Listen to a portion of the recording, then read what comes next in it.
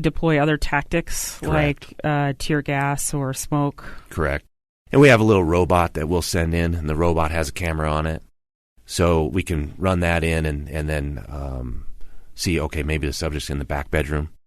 So now when we know he's in the back bedroom, we can call out to him and say, hey, we see you. It's harder for a subject to ignore you when you know exactly where he is. Mm-hmm. And all of that to try to decrease the likelihood of injury or casualty to both the SWAT officers and to the people who might be in the building. Correct, absolutely. Have you ever had a situation where there were kids involved and that threw you off? We've had pretty good intelligence on, so I've been here in Salt Lake for about 2.5 years, and I think in that time we've done probably about 30 SWAT ops, and we've had pretty good intelligence on those. Maybe a quarter of them, there were kids in the house, and sometimes we know that they're in this bedroom in the back corner. Other times we don't know where in the house they are. I have had the occasion, not here in Salt Lake, but other places where we didn't know there were kids in the house, and we breached the front door, and the kids were right there in the living room. And that can be very dangerous because a lot of time we'll throw a flashbang, which is a diversionary device. One of our tactics is before you throw that flashbang, you look to see where you're throwing it, where it's going to land. Mm-hmm. And so in that case, we breach the front door. They look, they see the kids. They don't throw the flashbang, fortunately, because that can be very dangerous. Right. You can imagine. So you adapt in those situations. What do you do after you know there are innocents inside? Yeah, then that becomes, all right, well, do we get them out first, or do we hold them where they are and get the main subject out first?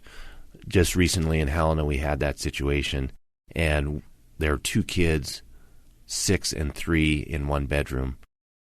We just held them in that bedroom while we got the main subject out, and then we dealt with them.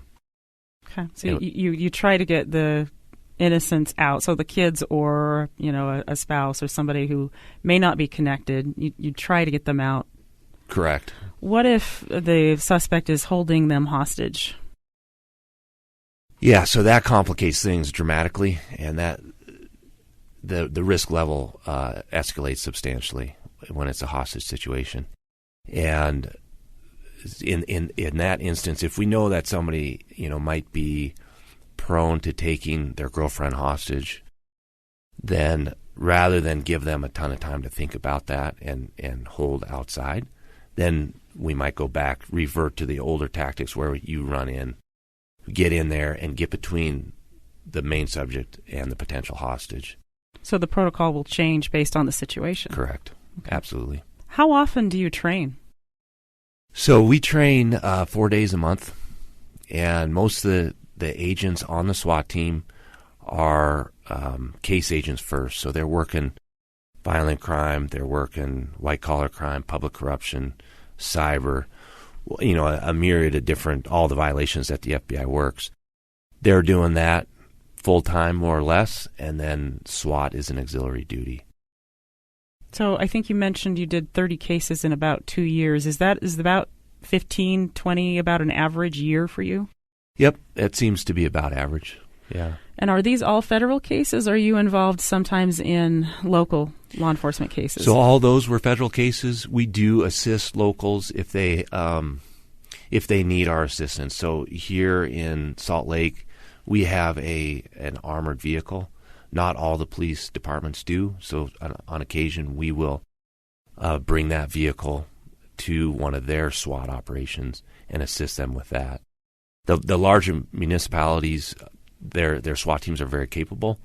In some of the smaller communities, they have smaller SWAT teams or they don't have a SWAT team.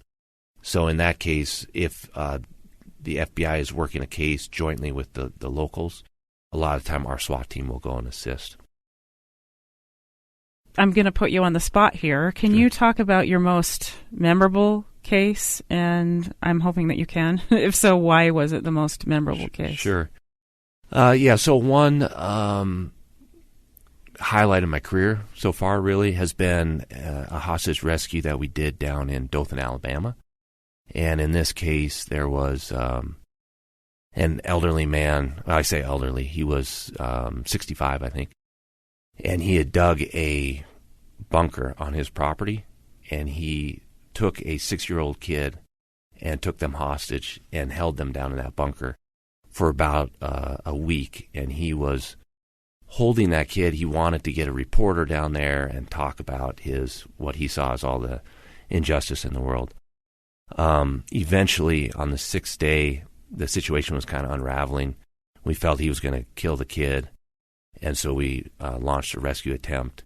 And it was extremely difficult, and he ended up shooting up out of the hole as we were trying to make entry, and it was pretty traumatic, but ultimately we saved the kid, and the main subject was killed in the process, and none of the operators were hurt. So that was just a phenomenal experience. So you felt, I'm assuming that was very rewarding to see that positive outcome on something that could have gone so badly. Correct. Yeah, absolutely. Wow.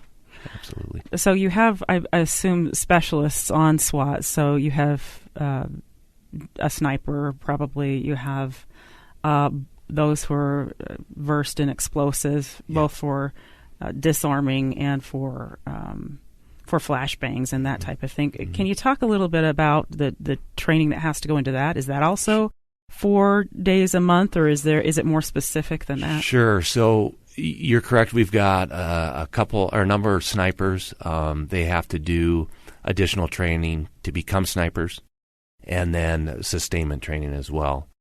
And they're really good on rural ops in particular. Urban ops, we don't use them quite as much, but they're also what we call operators. So if it's not a sniper-specific mission, then they're rolling right into the stack and making entry with the rest of the guys.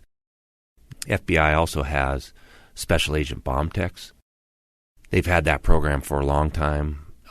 They work very closely with the state and local authorities and bomb techs. And recently they've got a pretty neat program that they're pushing out, and it's called the Tactical Bomb Tech Program. And the intent or the purpose of the tactical bomb techs is during these active shooter situations, we're seeing more cases of IEDs, explosive devices, and potentially hostages that are holding an explosive device or sitting on an explosive device. And so we need to have a bomb tech integrated with the SWAT team that can deal with those situations. So bomb techs in the FBI can elect to go to additional training, and it's quite a bit of additional training that they go to, and they get more equipment, specialized equipment to deal with IEDs, and they learn how to deal with that stuff. And it's pretty fascinating to watch because they do a great job in a really high-stress situation. I imagine there's a lot that goes into that. Yeah. You mentioned a second ago a positive outcome, and we know that not all of the outcomes are positive. And you know, these are real people who are working SWAT and are dealing with high stress outcomes that aren't always good. So how do you take care of yourself? How do SWAT members deal with some of that negativity? Yeah, I think there is probably a lot of stress that goes into the job. And I'm the only full-time guy, so it's a little bit easier for me. The guys on the team that are working cases, it can be very difficult to be gone for a SWAT op. And we have a huge division, so they might be driving 12 hours. You get up bright and early in the morning, you do your SWAT operation, hopefully everything goes well, and then they're driving back home another 10 hours. They get up in the next morning, they got casework that has fallen behind that they got to catch up on. Mm-hmm.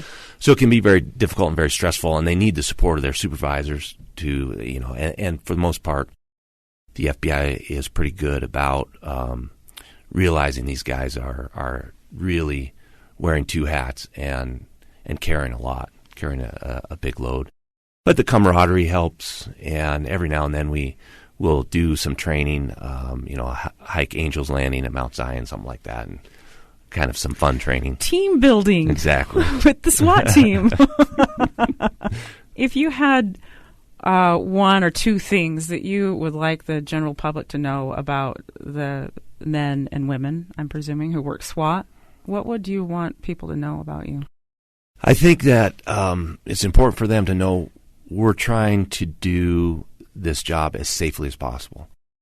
And like I said, a tremendous amount of work goes into planning these ops, figuring out the best time to do it, best way to do it, and we're trying to make a positive difference in their community.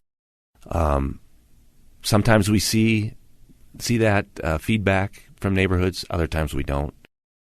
Some neighborhoods are very happy to see us. They're like, yes, we're so glad you came in and finally arrested this person. He's been causing problems, for months, whatever.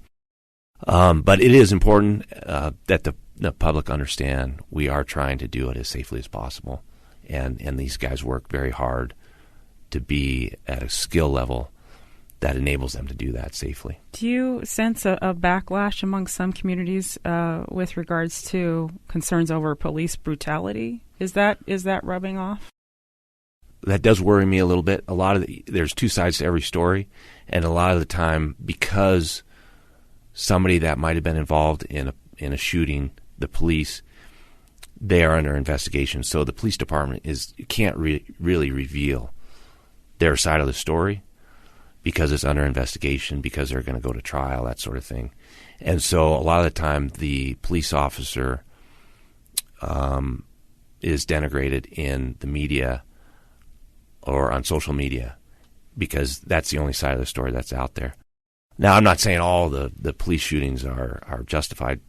On occasion there are mistakes made, grave mistakes made that need to be dealt with. Okay. All right. You live in this community, you're part of this community, and so are the other members of SWAT. So looking to do what's good for the community. Absolutely. All right. Doing our best. Anything you would like to add? No, I think that's about it. All right. Well, thank you for joining me, Special Excellent. Agent.